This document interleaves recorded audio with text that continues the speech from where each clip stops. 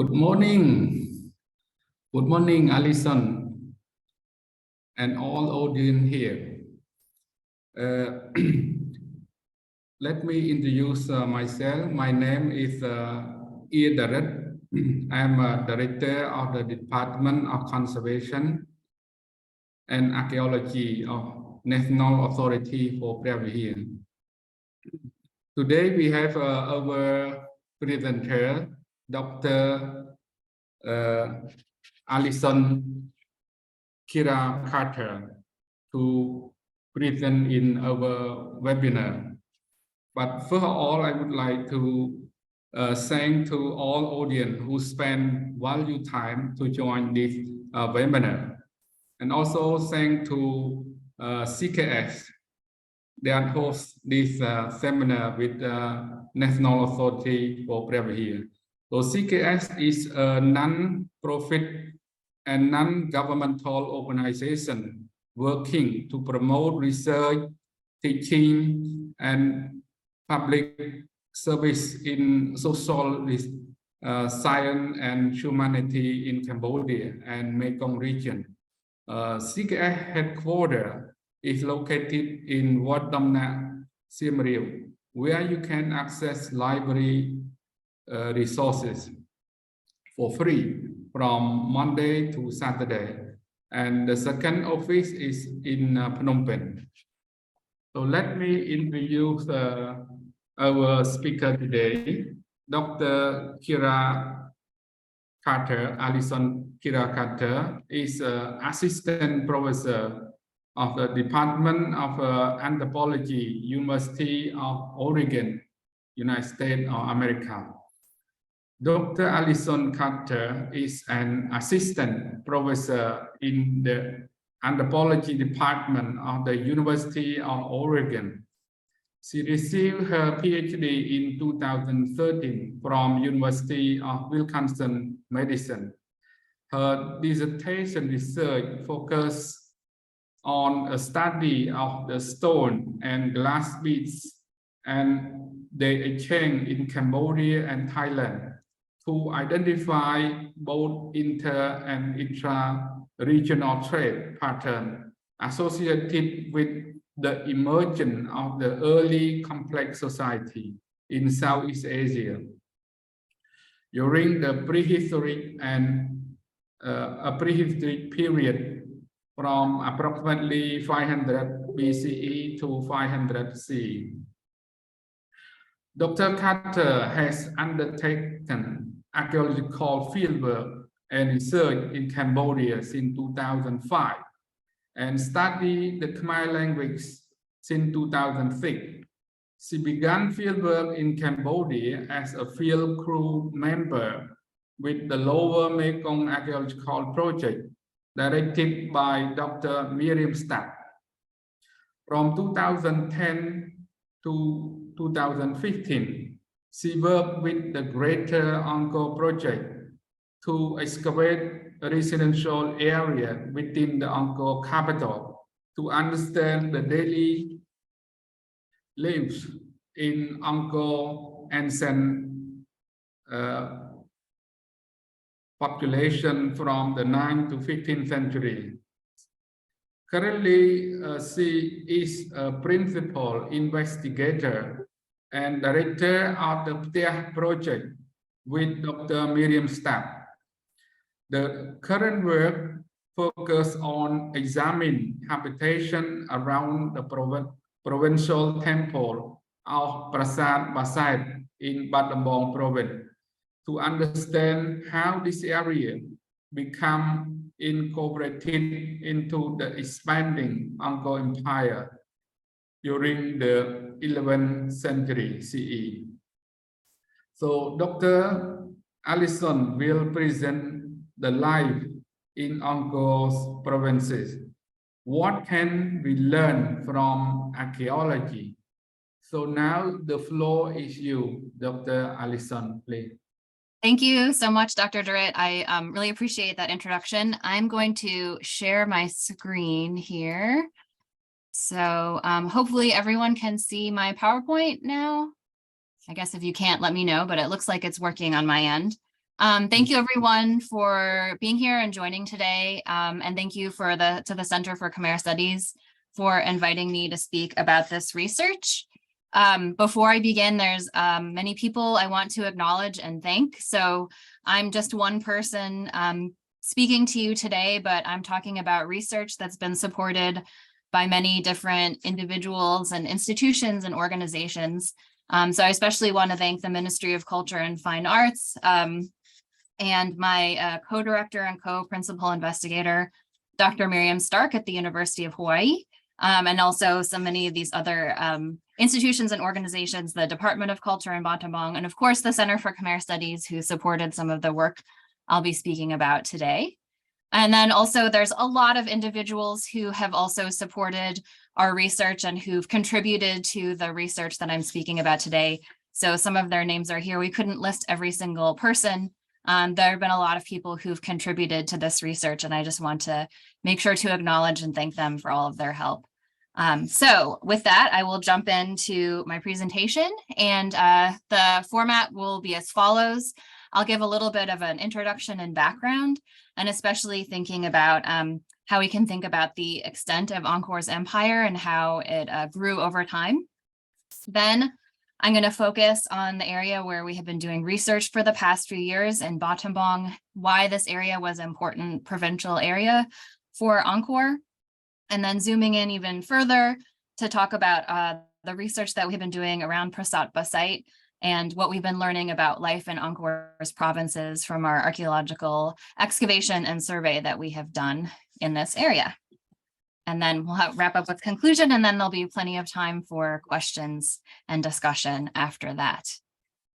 Okay, so I think most people who are watching this know where Cambodia is and where Angkor is, but if there's anyone who is unfamiliar, the Empire of Angkor, or also called the Khmer Empire, was a major power in mainland Southeast Asia from the 9th to 15th century CE. You can see this map here, and I'll be returning to this map in a few slides. In yellow shows the extent of Angkor, or believed to be the extent of Angkor during the 12th century at its height.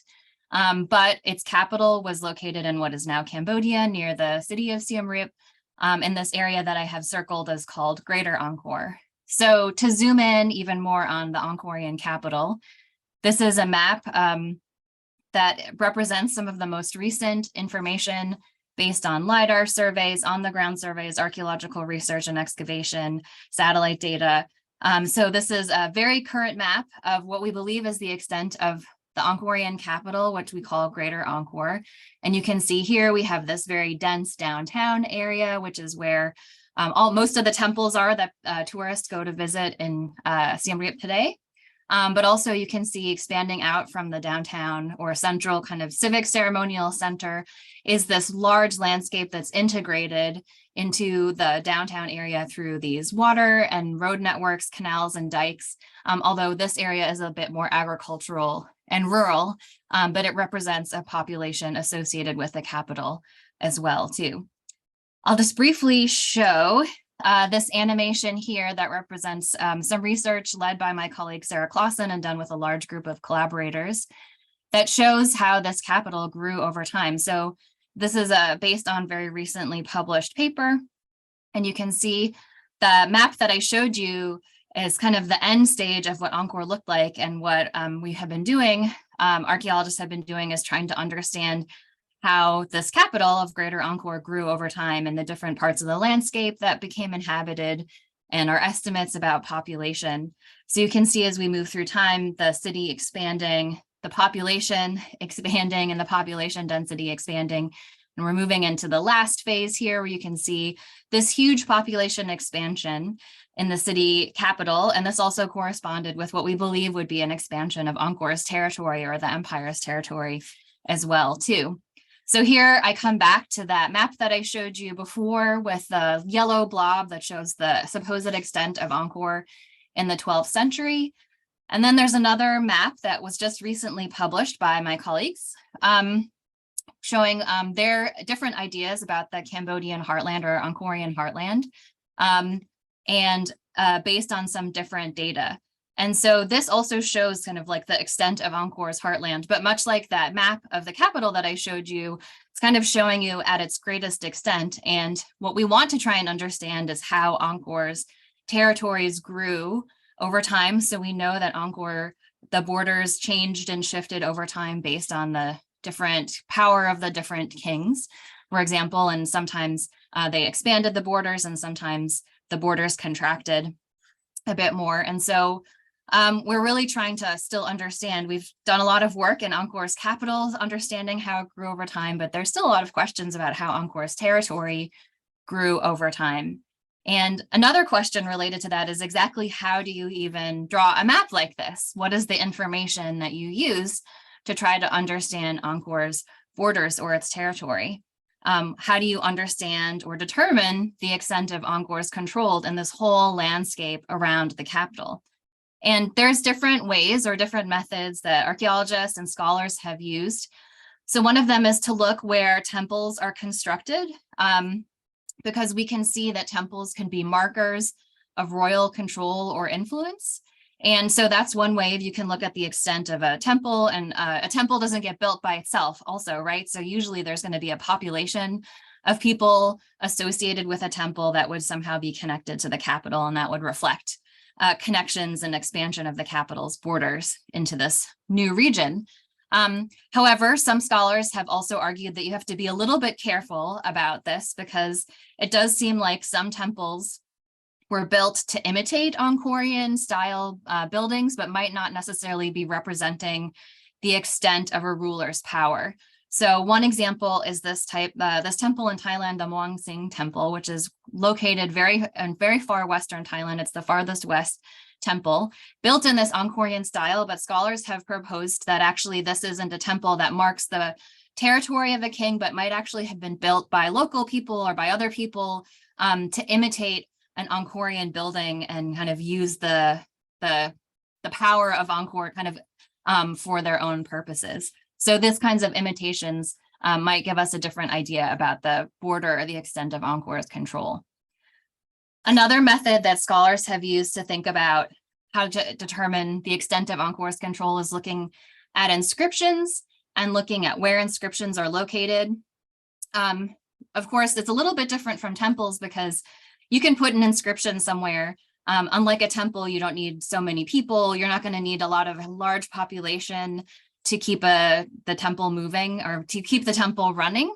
And inscriptions instead, like you can put an inscription somewhere and you don't necessarily have to have a large population of people. So it might not represent the borders that accurately. And we also know that inscriptions can be moved from their original location. And so that might also change our ideas about where the borders were or where it initially was on the landscape. So this is the Se Phong inscription from Laos that is believed to have been moved perhaps from Thailand into Laos. And if we are to use this as like a border, it might actually change our ideas about where the border of Angkor would be because it was moved over time.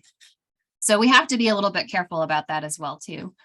My colleagues my colleague Mitch Hendrickson has argued that another way we can see the extent of Angkor's control is by looking at infrastructure. So specifically looking at settlements and maybe settlements associated with temples, looking at waterways, road networks, the ways that this infrastructure would have connected these farther out regions to the capital. And so Mitch Hendrickson and others have called this these zones of communication and have argued that this might more accurately represent areas that had much stronger connections with the Angkorian capital and therefore might be better representations of the extent of Angkor's control or its territory. So this is how we came up, or how they came up with this map that I'm showing you here, is based on a lot of these data, and especially the infrastructure and zones of communication data, and where they think that this represents the Angkor's heartland and the extent of the Angkorian Empire and the areas that it might have actively controlled. So this is a very recent map. It was just published in a publication that came out just a few weeks ago. So it gives us one idea about Angkor's territory, but like I said, we still have a lot of questions about how this grew over time and how these different areas became incorporated into Angkor, and then what life was like for them in the provinces and these provincial areas. So we've spent a long time studying archaeology in the capital of Angkor. And now new question is, how is life different or similar? How did people have relationships to the capital who lived in these provincial areas, part of the Angkor Empire, but not part of the capital in these provincial zones? So this is a question that we're still very much answering, and I cannot show you yet a beautiful animation like we have for the capital, the growth of the capital over time, but we have some ideas about how Angkor grew over time. We know from inscriptional data, especially, that the first king of Angkor, Suryavarman II, who established the kingdom in 802, inscriptional data talk about how he had to conquer and unify different areas of Cambodia. You can see a map here. This is from an older publication, Briggs, the Ancient Khmer Empire in 1951, talking about different areas and where that are mentioned in inscriptions and where we think they were located in Southeast Asia, and the areas that Suryavarman II had to bring together in order to establish himself as the King of Kings and the ruler of Angkor. And then future rulers, the rulers after Suryavarman II, then would either need to maintain this territory or expand it, although some of them did also lose control over some of these territories as well too. So these are the questions that we're trying to address. We know of particular kings who are especially good at expanding the borders of the empire. So one famous king is Yasovarman I, who built a bunch of ashramas and put them in areas that we think would be kind of the border or boundary areas or different zones of his control, of Angkor's control. And you can see a map here that shows inscriptions that are associated with the foundations of these different ashramas. And so this is one way where we can start seeing how kings are trying to control this broad territory outside of the capital of Angkor. And then these series of maps here are also showing you different ideas about how kings were trying to expand or shift the borders of the Angkor Empire over time. So on one side, you have this color map that shows dots on it, and those dots indicate different inscriptions by time period. And so you can kind of see by the placement of inscriptions, areas that we might associate with the power of rulers and the expansion of Angkor. Like I mentioned, we have to be a little bit careful in case those inscriptions might have been moved from their original locations. But this is one way we can see the way that the territories were growing. And then the other map is showing you, again, these different zones of communication and the ways that different parts of Angkor's empire might have been expanding and contracting over time and over different kings as well, too. So this is giving you some idea of the kind of growth, the waxing and waning of Angkor's empire over time. But what I'm going to focus on today is one part of the Angkorian Empire, what is now the modern province of Battambang, which we know was a really important provincial zone for Angkor. Battambang has very fertile agricultural fields for growing rice. It was a really productive rice growing region. And we also know that it has a long history of habitation. So there's a very famous archaeological site, prehistoric archaeological site, the Longspian Cave. Here's a picture of that here, that has evidence for people living in Battambang and around the cave by definitely 11,000 years before present, and perhaps going back to about 60 or 70,000 years ago. So amongst perhaps some of the oldest archaeological sites in Southeast Asia is in Battambang Province in the Longspian Cave. We also know, moving forward in time, that people were living in Battambang before the Angkor period, and that's especially because we have inscriptions that date to the pre-Angkor period from the 6th to the 8th century CE. And we also think there probably were some important temples there because we have some pieces of architecture and sculpture. The inscriptions are often in Khmer, so we know that the people who were living in that region were Khmer speakers. Some of them seemed quite powerful because some of the inscriptions do mention that they would send missions to China in the 7th century CE. And then again, we also have important temples and religious centers. So this is a linga that was found during restoration of Prasat Baset that I'll be talking about a little bit later. The temple itself dates to the Angkorian period, but during restoration in 2017, people were able to, or the archaeologists and restorers found this pre-Angkorian linga from the temple, indicating that there was probably a pre-Angkorian temple here or in that general location or nearby before the construction of the Angkorian temple. So it also gives us an indication that Battambang was an important place that had people living in it before the Angkor period. We also know from inscriptional data again that Battambang seems to have been an important period right at the beginning of Angkor. So when Jayavarman II was establishing the first kingdom of Angkor, there's inscriptional evidence that talk about how he moved with many of his supporters from regions that were in southern Cambodia into Siem Reap, the Angkor area, and also into the Battambang regions in the early 9th century CE. So we know that there were people already living there from the pre-Angkorian inscriptions, and then as Jayavarman II was becoming king, more people moved into that area. And we also know from inscriptions that Jayavarman II, part of the way he was able to get power and declare himself the king of kings was because he defeated a particular region called Malyang, which we think was located in the southern part of Battambang Province. So Malyang is a region that's actually mentioned a few times in inscriptions. It's probably located in southern Battambang or perhaps northern Prasat Province. And it seems like it was a center of resistance. So Jayavarman II had to defeat this area in order to incorporate it into his kingdom.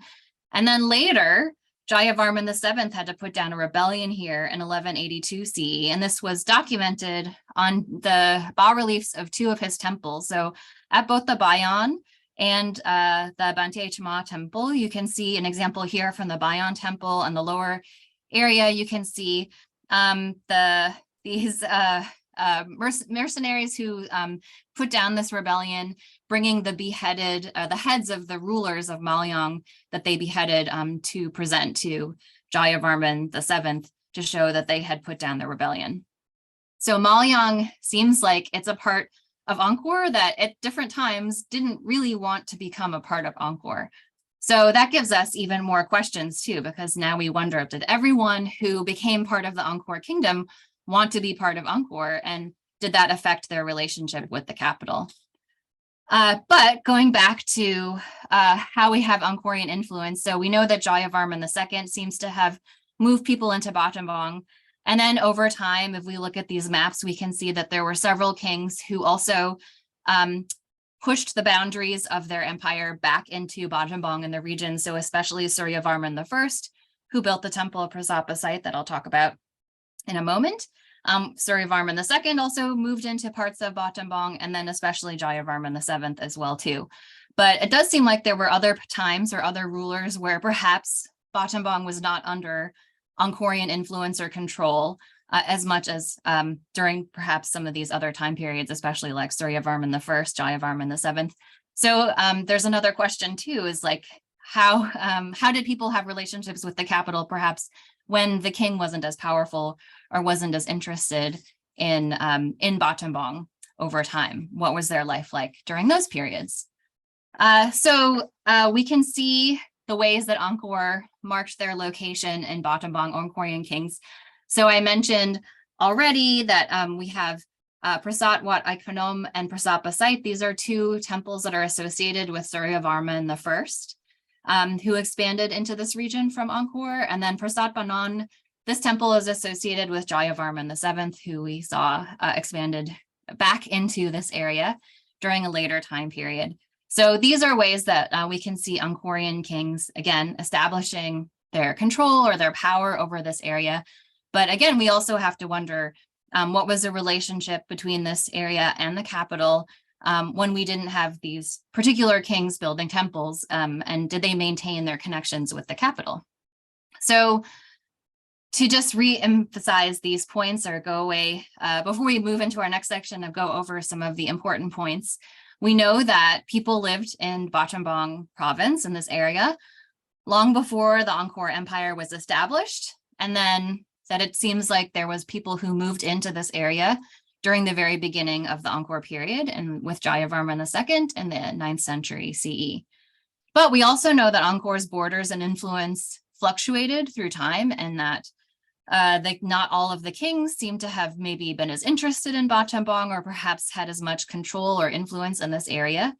And so for that reason, it's possible some parts of Cambodia, of this part of Northwest Cambodia, might have felt somewhat independent from Angkor. So this area of Malyang seems to be a place that resisted Angkorian rule over time. And so it also makes us ask questions about how did other people who live in what is now Battambang feel about their relationship to the Angkorian kings and to the capital.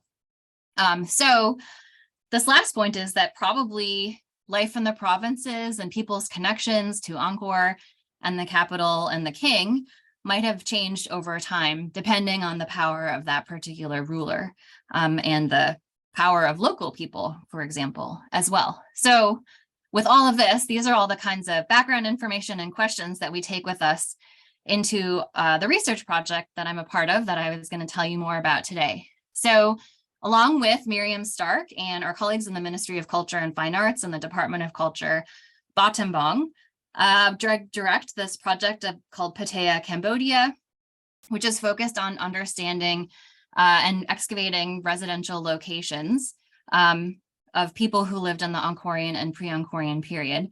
And our project is centered on the temple of Prasat Baset in the village of Prasat Baset in Battambang Province.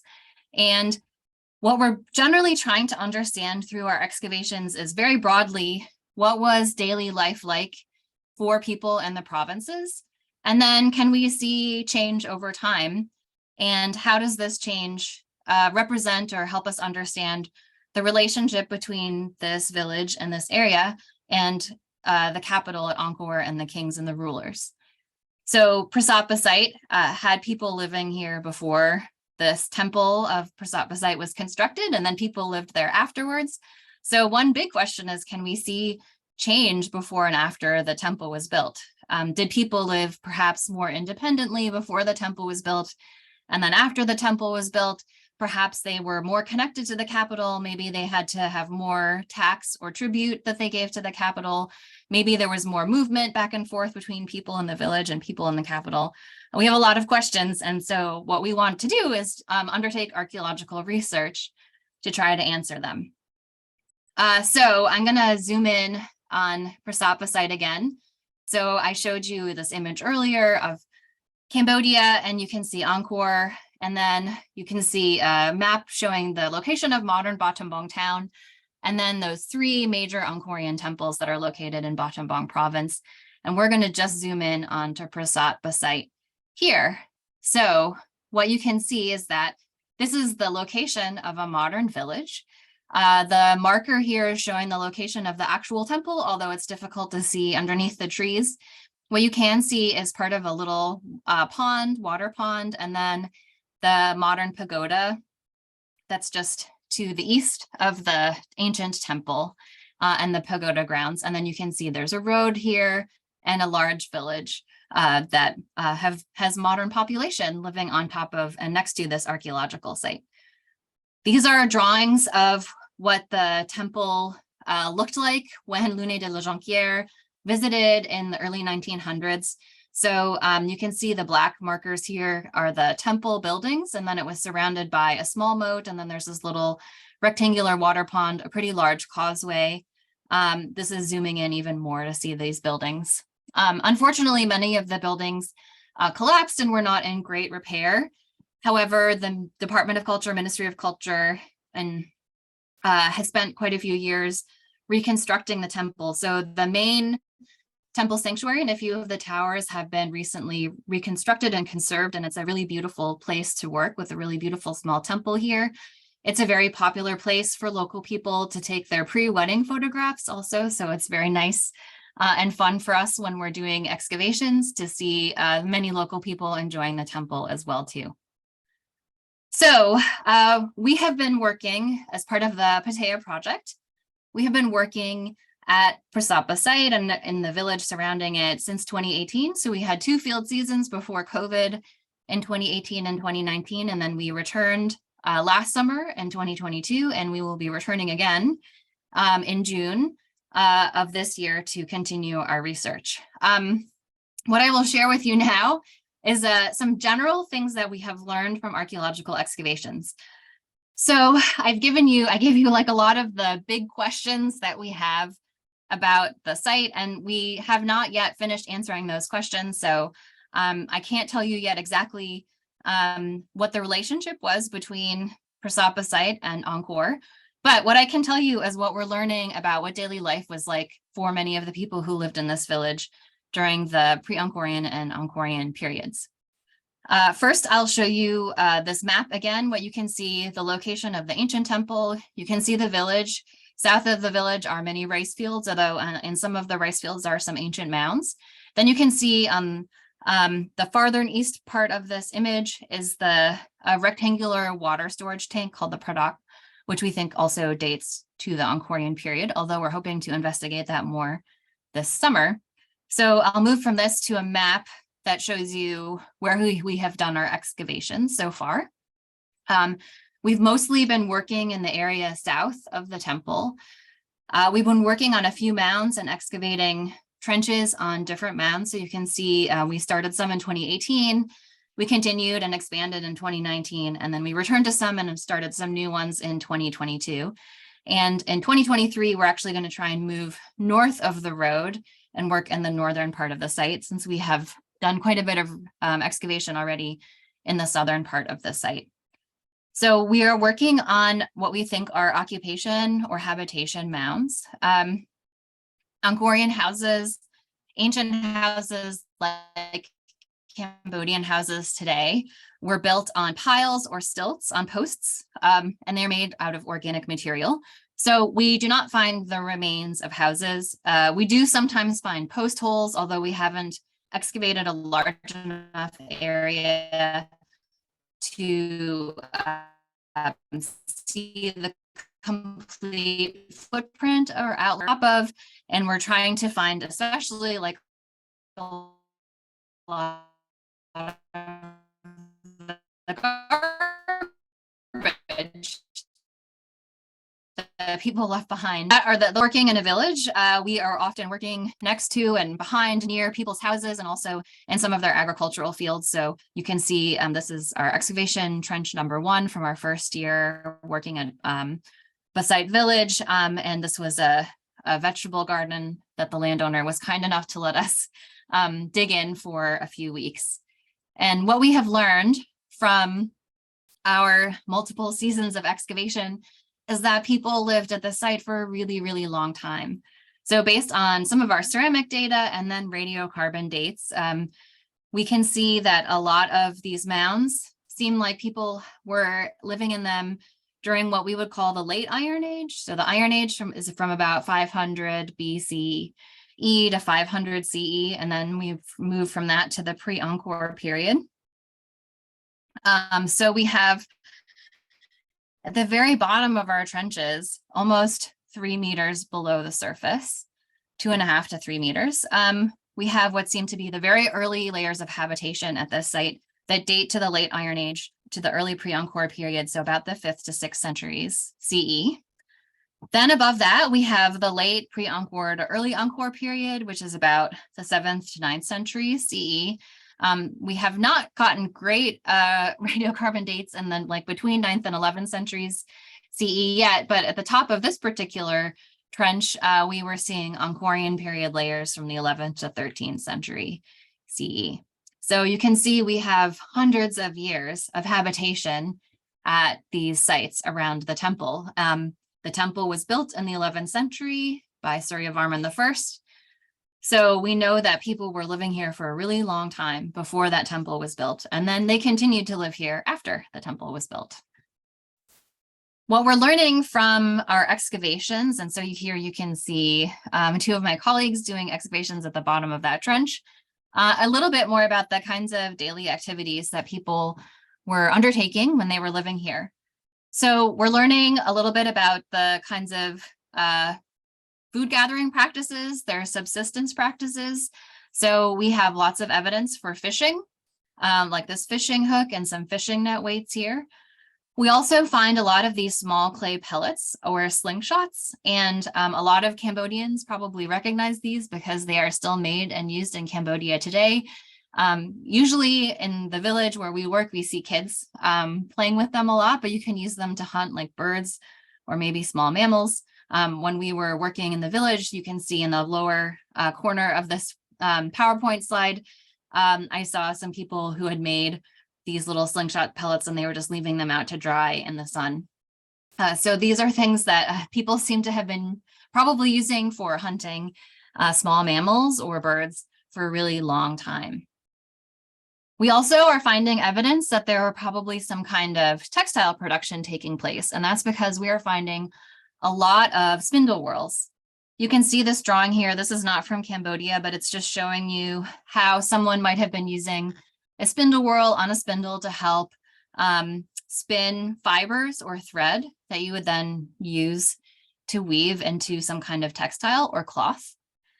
You can see also that we have a lot of different kinds and shapes of these different spindle whorls, which could indicate that people might have been spinning different kinds of fibers or textiles and using them to produce some kind of cloth. And one of them is even decorated with this nice flower motif on it as well. We're finding evidence, we think, for cooking. So this is from one particular trench where we had a lot of what we think were stoves that might have been associated with cooking. But then in many other places, we also are finding other kinds of stoves or furnaces, areas associated with pyrotechnological activity that we think are related to metallurgy or metallurgical practices. And you can see some examples here of some of these areas where the really high fired clay that we have that we think is associated with metal working. And then we have found a few of these crucible fragments. They're quite small. They can fit basically in the palm of your hand. We have not found a lot of, or really any metals in our excavations. So we are not sure yet what kind of metals were being produced or worked at this particular site. And that's something we hope we can answer more in the future. This is very different though from, if anyone's familiar, there's been some bronze workshops that have been found in Angkor and Angkor Thom. And also at, well, there's stone sculpture workshops at Hari Harlai. I can't remember if they have bronze workshops. There's definitely bronze workshops at Angkor Thom. And then there have been, a lot of people have been studying and looking at ironworking, especially ironworking at Prayakan of Kampong Svai. Those look very different from what we have at our site. So our site seems much smaller scale, the kind of work that's getting done, maybe at a household level. And it doesn't seem like bronze or iron working that's being done at the Angkorian, these other Angkorian sites. So this is a question that we are still investigating. We also are finding a lot of animal bones, and this is really exciting because when we work in Angkor at the capital, the soil preservation conditions are not that good for preserving bone. So we don't find a lot of animal bone. We don't have such a clear idea about what kind of animals people might have been raising or eating or hunting or fishing. But in our site here at Baset, we are finding a lot of different kinds of animal bones. So you can see different kinds of mammal and turtle and fish bones. And when we were doing survey in 2018, we found this very large bone that a colleague of mine has told me is the proximal femur head of a juvenile elephant. So we're getting indications that this was probably a very ecologically and environmentally diverse area with lots of different kinds of animals that people might have been eating or raising or using. Going along with that are the plant remains that people might have been eating and growing. And this research is very much in progress. Last year, we were lucky enough to have Dr. Cristina Castillo, who was at the University College London, come and work with our team to do flotation of soils. So what that means is that as we're excavating, we're collecting soil samples, especially soil samples that have a lot of burnt charcoal or charcoal in them. And then what you can do is put those soil samples in water, and the plant remains, these burnt plant remains will float to the surface. And then you can skim them off and dry them out and then look at them under a microscope and identify the different kinds of burnt plant remains that are in our archaeological contexts. And this is, like I said, work that's very much in progress, but Christina, when she was in the field with us last year, said right away she could tell that we had rice which is not surprising that people have rice, but she was also finding cotton, which is really interesting since we have so many spindle whorls, and that would indicate that perhaps people are growing and processing cotton at the site to make different kinds of textiles. Lastly, I was just going to show some other cool artifacts that we found. I don't have a good classification for these other than I think they're cool. So we found this very interesting clay cow figurine. We also found this really interesting stone mold with what I think is a rat on the bottom. We're not exactly sure what this was used for, but very interesting nonetheless. And then we found this very beautiful lid for a small box that is either made out of bone or perhaps ivory. And you can see, I hope, some kind of floral carving, pattern carving on the surface as well too. So there's some interesting other artifacts that we're finding. And then of course we have a lot of ceramics. So we have mainly earthenware ceramics that we associate with cooking and eating and food storage. We also find some stoneware ceramics, Angkorian stoneware, both brown glazed and green glazed and unglazed stoneware ceramics. And then we have what is a bit unusual are these painted earthenwares, which we associate with the pre-Angkor period. And you can see as earthenwares with kind of an orangey clay and then a red or black or sometimes both painted decorations on the surface. We have only found these broken pieces, so we don't really have a good idea yet of what kind of the shape of the ceramic vessels or what the designs were. But these are fairly unusual in other parts of Cambodia, but we find a lot of them at our site. So that's really interesting and something that we're continuing to investigate.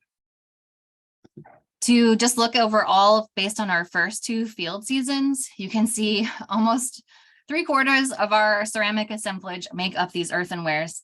And the Angkorian stonewares are really small, just about 5% of the overall assemblage, which is really interesting because when we worked, our team worked at Angkor Wat and at Prohm earlier as part of the greater Angkor project.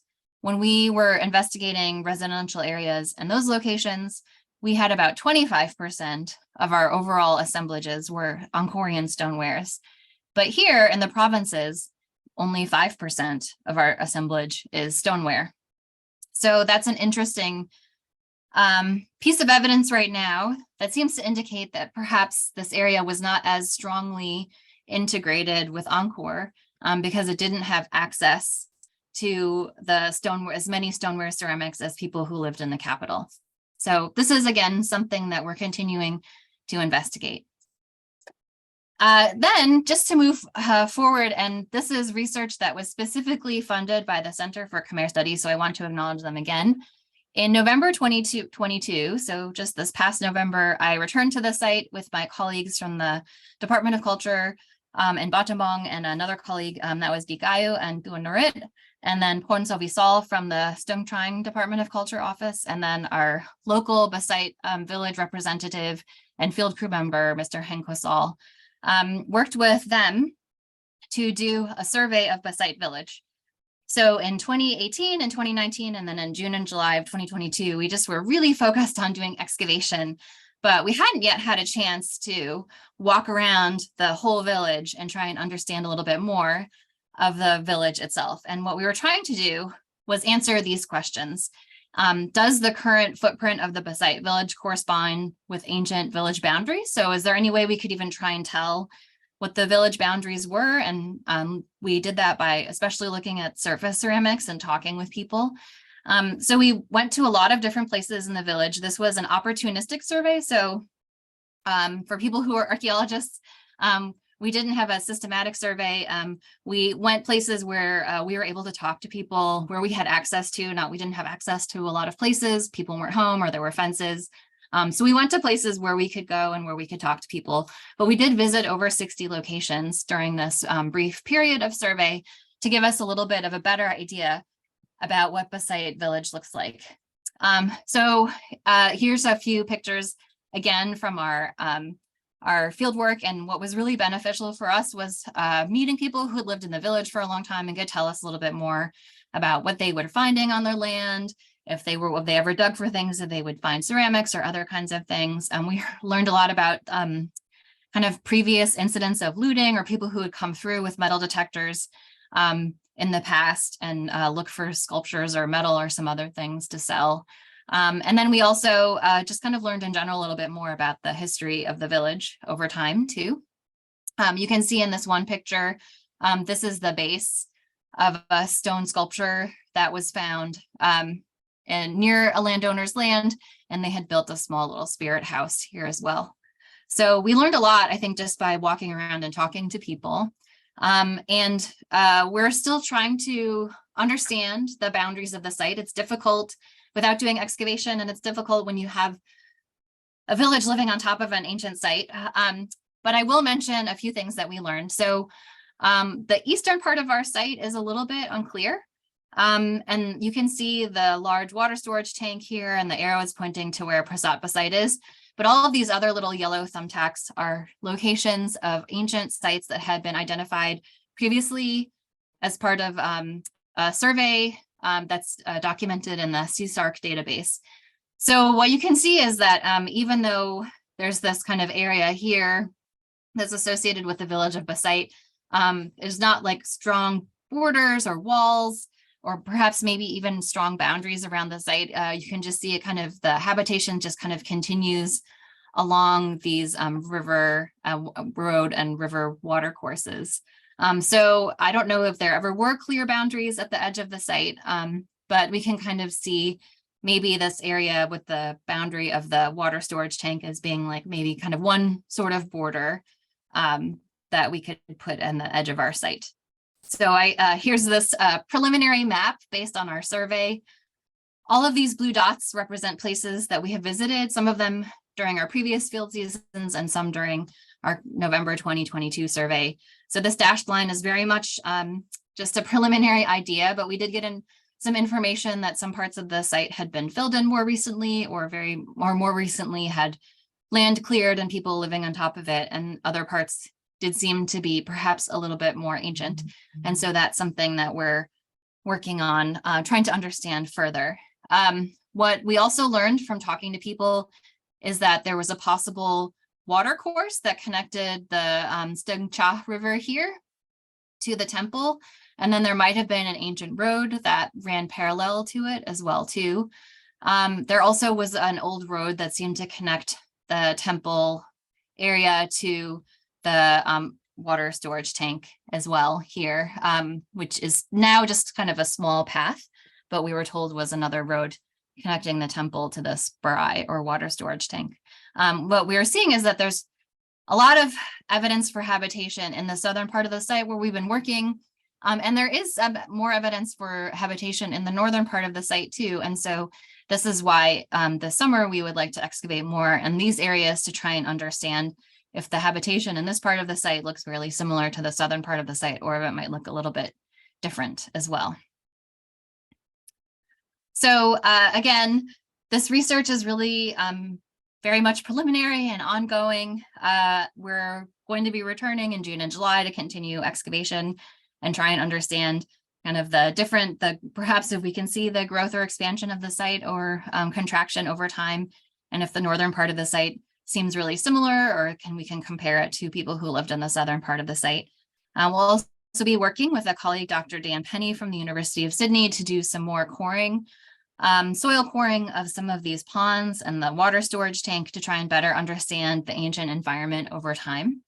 And then we also work quite closely, or we try to share as much as possible with the people who live in the village and other interested stakeholders. So at the end of our field work in 2019, and then again last year in 2022, we had a day of disseminating our excavation results where we invited students from the local high school. We also had students from the University of Battambang and colleagues from the Ministry of Culture and Fine Arts. We had almost 150 people come visit our site. We had tours that were led by our Cambodian archaeology colleagues to visit the different excavation trenches. We had little stations outside the temple to show different kinds of artifacts that we were finding and explain more about the research and our research results to people in the village and other students and colleagues as well too. So we are planning to continue that.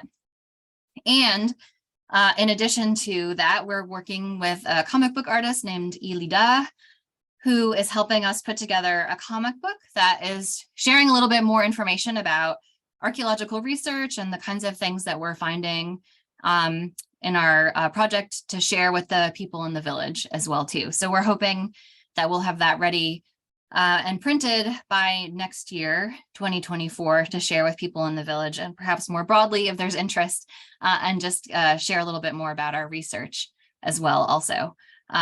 So as we continue to do our archaeological excavations and our surveys, we're trying to bring everything together and disseminate our work to as many people as possible so that people in the village and people beyond can understand more about what we're learning.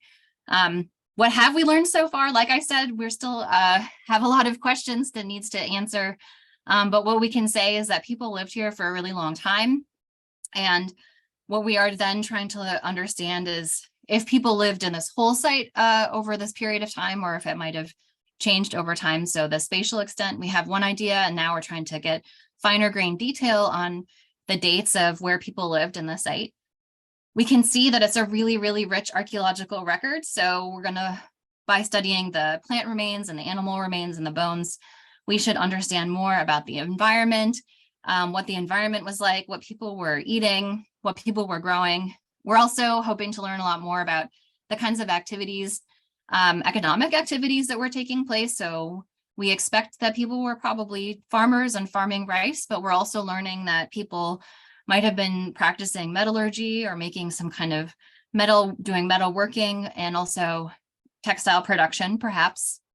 And then the big question is, how did this relate to the capital of Angkor, and how did people at the site interact with people at the capital of Angkor? And those are questions that are still ongoing, and we're hoping to continue investigating with our ongoing research. So let's see, with that, I think I will wrap up, and I'll just put my email address here. If anyone has any questions or would like copies of any of our research, please feel free to reach out, and I'm happy to share information with you.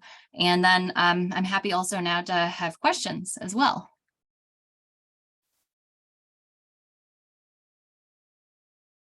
Alison, for making a very good presentation on Thank you.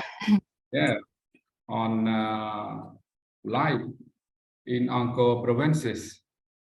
So we can learn a lot from you, from the history, long history that people have been living at Baset area from at least from the late Iron Age to pre-Angkor and Angkor period.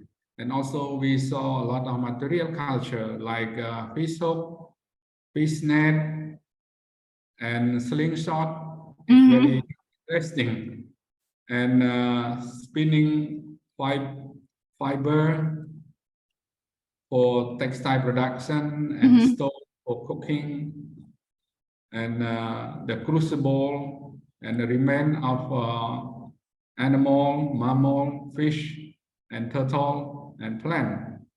So it's very good to learn about that, and also a lot of ceramic from pre-Angkor to Angkor period. It's very interesting to see all those. Actually, we have 3 questions. Okay. Yeah, 2 from Q&A, and 1 from and 2 from chat. Okay. Yeah, so I would like to raise that question to you from the audience. 1 from Jacqueline Sudan. The question is asked, would you describe specific methodology that you urge for settlement in relation to waterway and roadway as the indicator of the Angkor capital?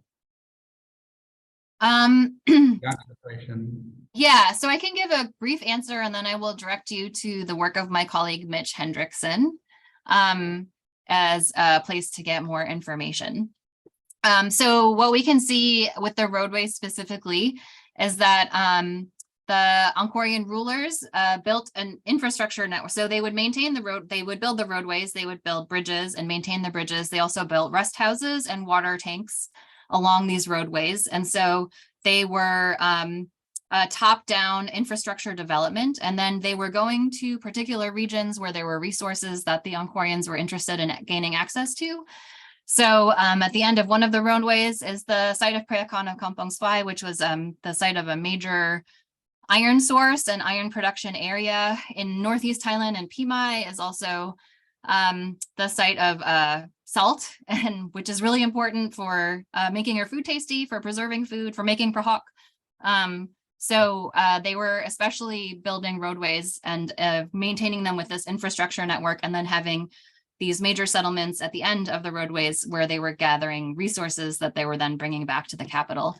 So that's the short version of that answer, but I would say definitely check out the work of my colleague, Dr. Mitch Hendrickson, who's talked a lot more about that. I'll just mention there's a new volume that's been published called The Angkorian World.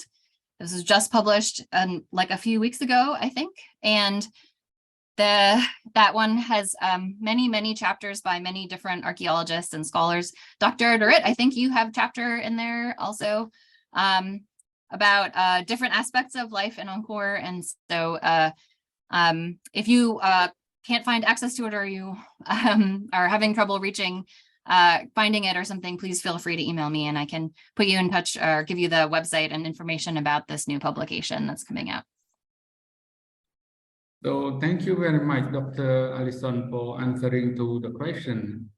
In Angkor period, we can see the connection from the Angkor capital to other provinces through road network. Mm-hmm. From Angkor to Pimai, to Sdok Thom, to Wat Phu, right, and to Prakan Kampong Svai, etc. So for Baset, we do not see clearly yet about the road network to Baset area.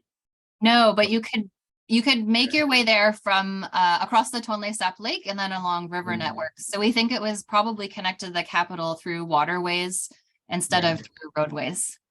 Yeah, that's what I think too. I saw in the map the road connect to Baset waterway. Yeah. Thank you very much. So other question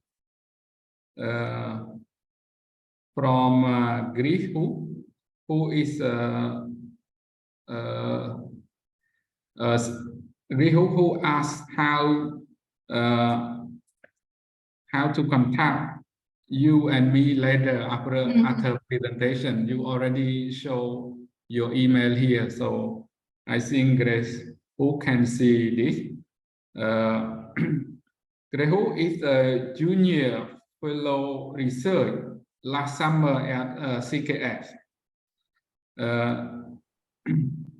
Grehu studied the museum study for animation project, and given how the story is meant to be set in the pre-Angkor.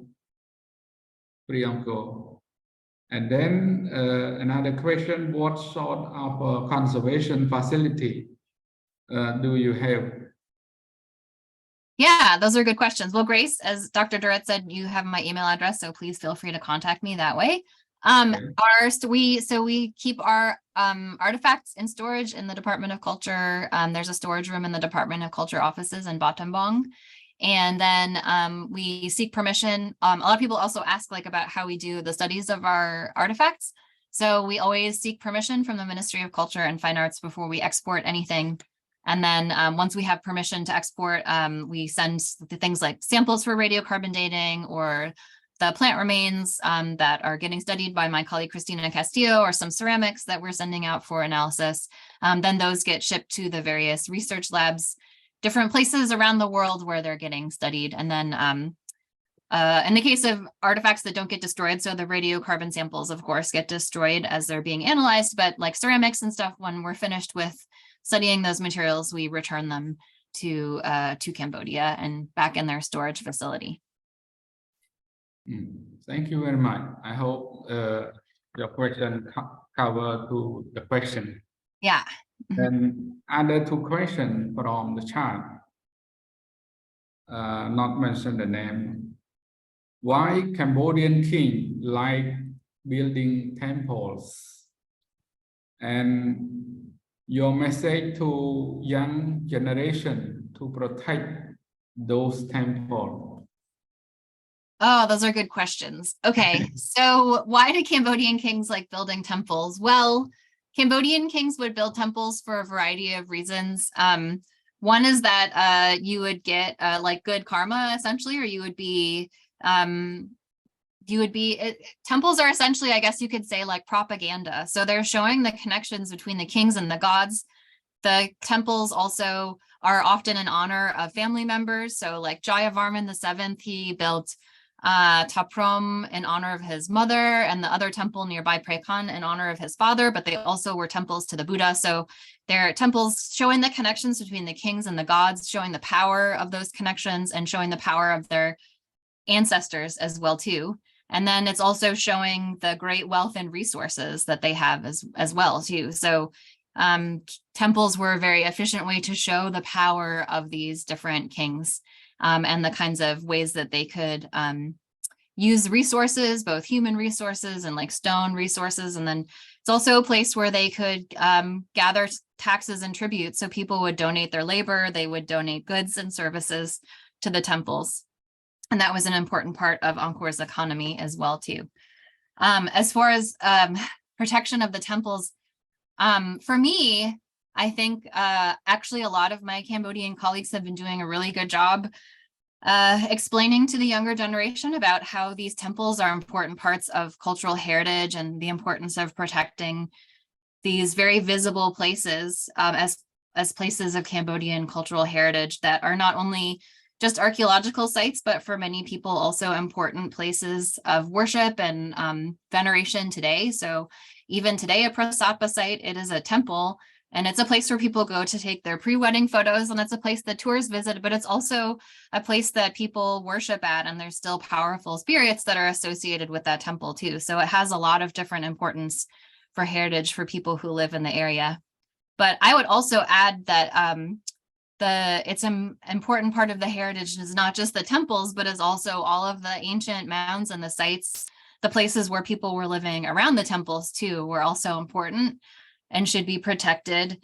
And especially places like burials, even places like Iron Age and pre-Angkor burials, that those are also parts of heritage that are important, provide important information for what life was like in the past, and should also be protected by the next generation of Cambodian people, and have been actually studied by a lot of Cambodian archaeologists as well too. So I think a lot of Cambodian archaeologists, I think, have been doing a good job of sharing their work with Cambodian people and trying to work with local populations to try and prevent looting and preservation of these sites as well too. Dr. Durit, I don't know if you also have anything to add. Yeah, thank you. Actually, Dr. Anlison explained well about why many Cambodian kings build a lot of temple. Mm-hmm. Because building temple is like a program for king to build. If we believe in the inscription of the 9th century inscription by the King Suryavarman, it states that after he become a king, in 5 days he will dig probably a water reservoir and build a temple dedicated to the ancestor. For example, like Prasat Baset, and then build temple for himself, like Prasat Baset. So there are a lot of kind of temple that the king in the ancient time built the temple, but not only the king. Some temple were built by the guru of the king. For example, the king had to build his own temple. Those temples were considered as the pyramid state temple. They have several tier or level. like a mountain temple. And some temple built on the same platform. For example, Prako Temple, as Alison mentioned early, like the Prohm Temple built for the King Mother and Prakan for the King Father. So some temple were built for the parent or relative that passed away. And how the statue in the temple like God, that means to send the ancestor to heaven. And then some temple built for infrastructure like hospital. There are 102 hospitals were built and 121 rest house were built along the road. So that's why we can see a lot of temples were built during the Angkor period. And for Cambodian, we have to understand about our cultural heritage, and we should all protect the heritage, not only the temple, but also the habitation mound, like Alison mentioned early. So it's very important to establish our history, even from the early period or from the prehistory period. So all the elements are very important for our history. So all the Cambodian people, a young generation, have to protect their own heritage in the places. So I think the time is over 6 minutes, but if the audience has some few more questions, yeah, please welcome.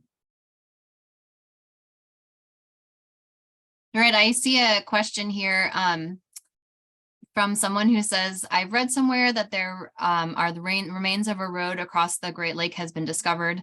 However, with the large rise in water level of the lake during the rainy season, is the existence of a road or causeway possible? Yes, so actually my colleague Christophe Potier and Mitch Hendrickson again had investigated this myth and wrote an article about it.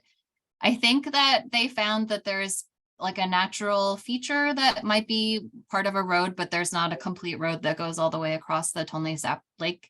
Again, if you're interested in finding this article and you cannot find it, you can always email me at the address on the screen and I'd happy to share that with you. But Dr. Durrett, do you know anything about the road that goes across the Tonle Sap?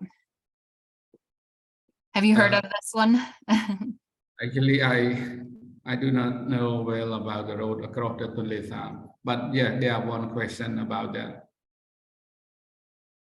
So we will do more research about that road information. And the question continue by anonymous attendee. We hear very little about the ancient origin of the architectural expertise of the Khmer. India, when? Yeah, so this is not really my specialty, but there's been quite a bit of work on some of that work by especially let's see, Jacques Dumarquet, I think, has done some work on this, but especially, yeah, we start seeing brick architecture across Southeast Asia, not just in Cambodia, but brick architecture seems to be an influence from India by the mid first millennium CE. And then we start seeing a shift during the Angkorian period from brick architecture to stone architecture. And some of that might have been facilitated, especially by iron tools. And then it does seem like they're following Indian treatises on Indian Shastras on the proper construction of temples as well too. So of course you can see influences from India, but the Cambodians, the Khmer, made the temples very much their own, but they were following Indian Shastras about the proper way to construct temples. Thank you very much.